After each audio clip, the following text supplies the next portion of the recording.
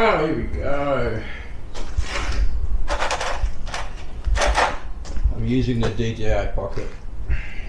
A lot of complaints about my shaking resembling an earthquake. You know what I'm talking about.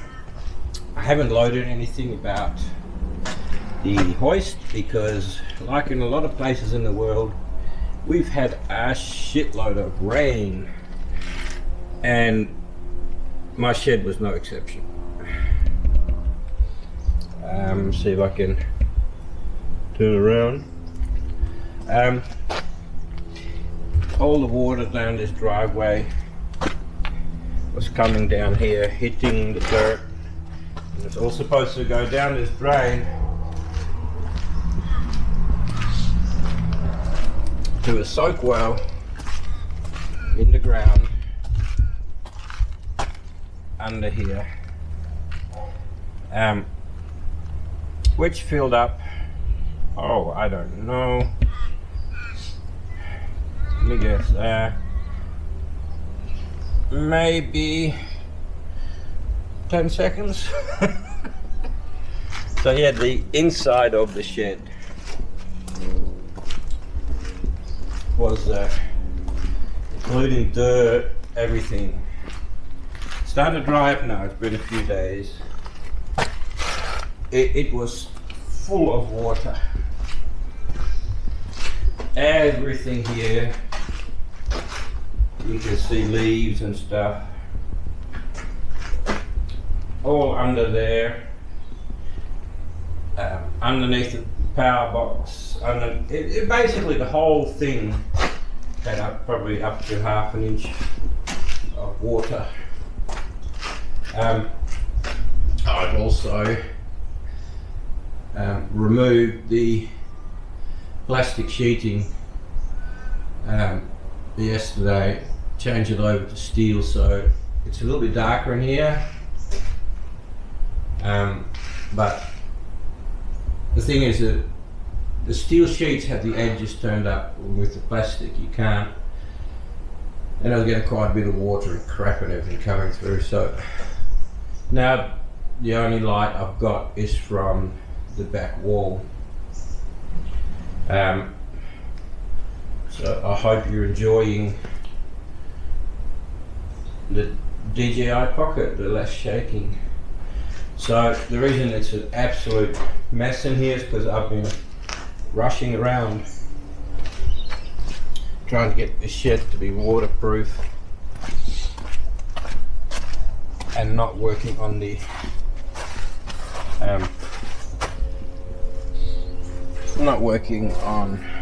hoist or anything inside. As you can see, I installed a gutter at the front, so the water that comes down off the roof doesn't have to go into this drain as well. So this soak well that's in the ground here has less to deal with. So that runs up over here,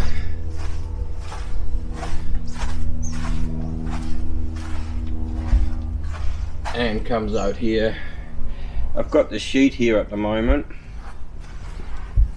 and then we had a downpour yesterday, and still some water went underneath the sheets. These sheets are about 1 inch below top of the concrete slab, still got some water in. But as you can see, we had, I'll show you some pictures.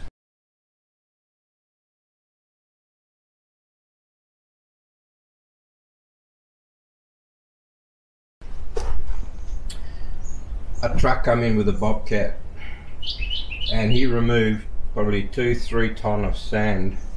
It was basically piled up against the fence, as at the back there you can see the line, and as the rain came off the roof, it basically flowed back to the shed. So we didn't have it was a decent rain, but as you can see, quite a bit of water is running this way. I buried another soak well here. I mean, look at that. Where are we at? There we go. The soak well is a 200 litre drum full of holes, and this is the lid in case I need to empty it or clean it out. And the water just gushed in here. The driveway water comes in between the shed.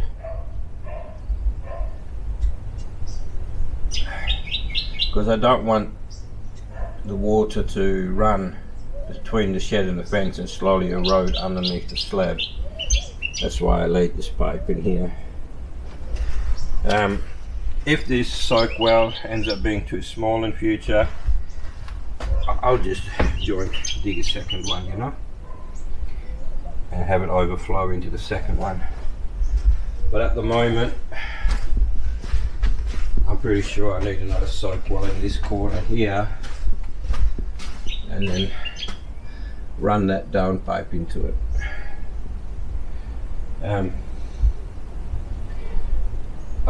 Believe me, there's absolutely nothing worse than a flooded shed full of equipment, tools and machinery. So that's why I haven't loaded anything online. I've been absolutely flat out, if not working, in pain to try and get this problem here solved. I mean, that's a lot of water. Also, the gutter from the roof runs onto there. I am going to line this like I did at the beginning there with cement, because eventually water will just erode underneath the cement, and then one day you're driving along that edge and crack. So, I'm just gonna put a thin layer of cement in the bottom to stop any erosion there too. What a mess it was. It really was a mess. And a really weird thing happened here too.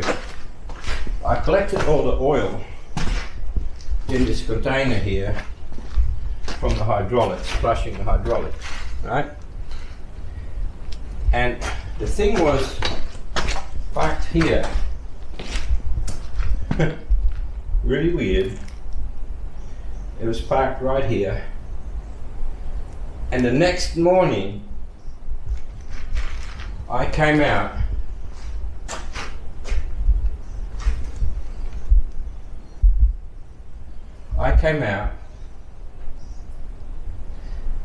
it was tipped over and put straight again with a little bit of oil still in the bottom, and the rest, as you can see, the stain. And that's why I have all those rags outside. I soaked it up with like old blankets. It was all on the ground. Maybe my shed is haunted. Hey? Because the tub was upright. No one's been in here. First I thought there was a hole in the bottom of the catch bucket. There's not. Really weird. Is my shed haunted? And then if it is haunted, who's here? Just as well I'm not scared of ghosts. I ain't scared of no ghosts. I forget the tune of Ghostbusters. Anyway, my next move, because I'm still waiting for that part, the lowering valve. I've got some bits and pieces I could make it bypass if I wanted to for now, but there's just so much stuff to do. There's just so much to do. So I've got some leftover tin I took to the scrapyard, and they also had some wood. So a storage area up here is the next move. So all this crap here on the floor that does have a use, I can go through it. I still need to get an engine stand, put that I want to stand somewhere.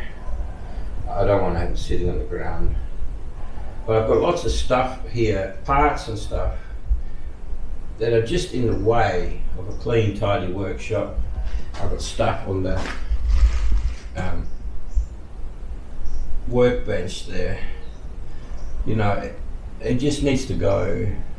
I mean, look at all these Rock Auto parts. You know, I've got boxes and boxes of parts that I need to install, and I want to show you guys, right? But at the moment, we have a disabled son, and this is full of household nappies and wipes and stuff. So I've got some laminated timber beams, which are a bit stronger. So a lot of heavy stuff can go up there, like you know, scrap steel that always comes in handy if you're building bumper bars and all sorts of stuff. And I'll just use all these old milk crates because they're handy, you can see through them. So now I just came out here to see how this one here is probably like 300 or a foot below the truss. But I have loads of walking space under here, right? Like I'm 187 or 6'3". I've got at least half a metre, 600 or like 2 feet above my head. Like my Jeep wouldn't even, would it be 6 feet tall? Yeah, it'd be about 6 feet tall, right? So in reality, I could make it a bit lower than that one. That's all that will happen in this bay is park, right? So even if I lifted it up, I wouldn't lift it any more than another foot for sure. So I could drop 2 feet down if I wanted to, but just a bit more to give me a bit more storage room up there.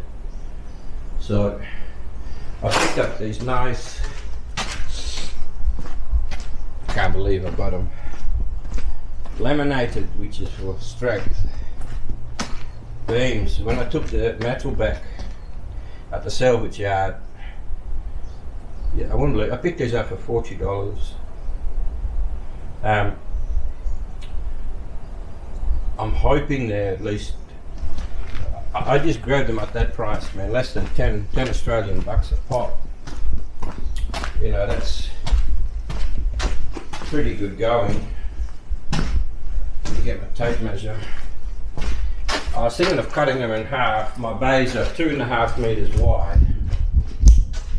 You know, and then I'd have 10 cross beams I could lay plywood on, chipboard, whatever I can get my hands on. So let's see.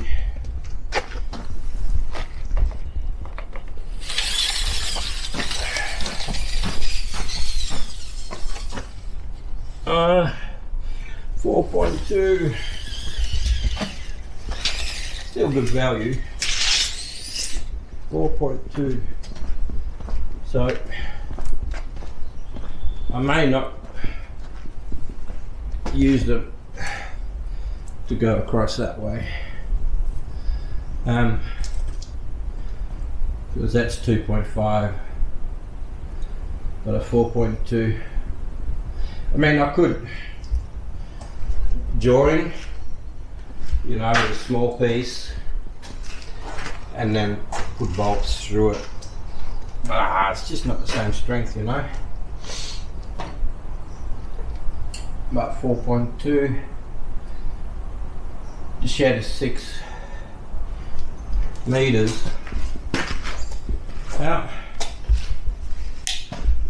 out of curiosity, let me see. This is a handy cam type thing. It's really handy. I hope it doesn't start following. I'm looking at. Alright. This one here is, let's see how good I am with the tape measure.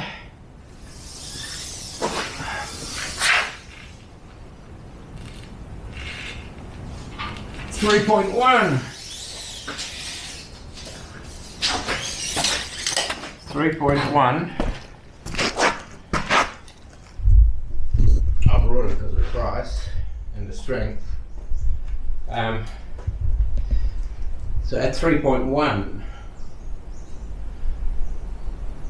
there's no reason why I can't, you know, like, I know I've got these running, filming into the light. Sorry guys, I've got these running this way, right? But these are a lot smaller beams, so I could run them that way. And I've got 5 of them, so that'd be half a metre, 500 or 1.5 feet apart. Yeah, that'll work. That would work. It just mean I would need to have a strong beam each end going that way. So neat. I remember seeing some really big ones there. So we can get 2 laminated beams, 1 each end, weld some brackets onto the truss, and onto the truss at that end, of course at the other end of the shed, and with some angle iron. I think you call it angle bar in America, I'm not sure. I could run them long ways, and that'd be Bob's your uncle. I don't have an uncle called Bob. Got an uncle called Dick. It's true. Dickie. And Dickie was his name. Anyway, this is short, sweet. Wow, still 17 minutes already. Video letting you know about the flood here. The flooded and haunted shed. I don't understand what happened to the oil.